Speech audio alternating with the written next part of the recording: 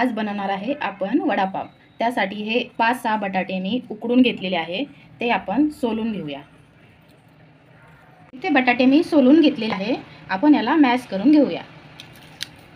वडापाव बनवण्यासाठीचं साहित्य: मिरची घेतली आहे, कोथिंबीर घेतली आहे, लसूण घेतला आहे, कढीपत्ता, आलं आणि जिरं।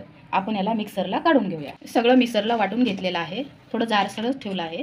आपण आता मसाला बनवायला तयारीला लागूया। तर आपण मसाला, वडापावचा मसाला तयार करून घेऊया। 2 उबळ्या तेल,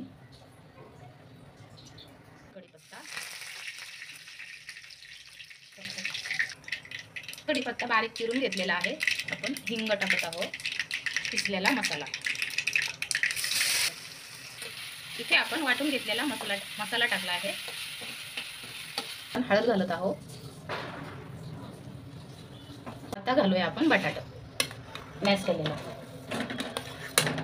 आपण आता त्याला मिक्स करून घेऊया। धने बारीक कुटून घेतले होते ते घालूया आणि 1 चम्मच मीठ। आपण आता छान परतून घेऊया। वडापाव बनवण्यासाठी मी 1.5 वाटी बेसन पीठ घेतला आहे आणि 2 चम्मच तांदळाचं पीठ घेतलं आहे।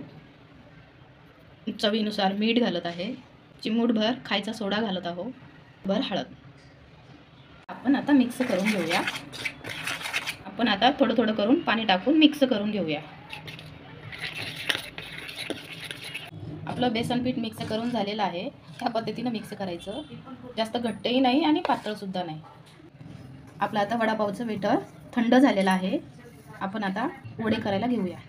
आपण ह्या साईजचे वडे बनवून घेऊया। आपण ह्या साईजचे वडे आता बनवून घेतलेले आहे। आपण आता कढईला आधीच तापत ठेवलं होतं, आता कडकडीत तापलं आहे। आपण वडे तळायला घेऊया। वडा भिजवून घेऊया।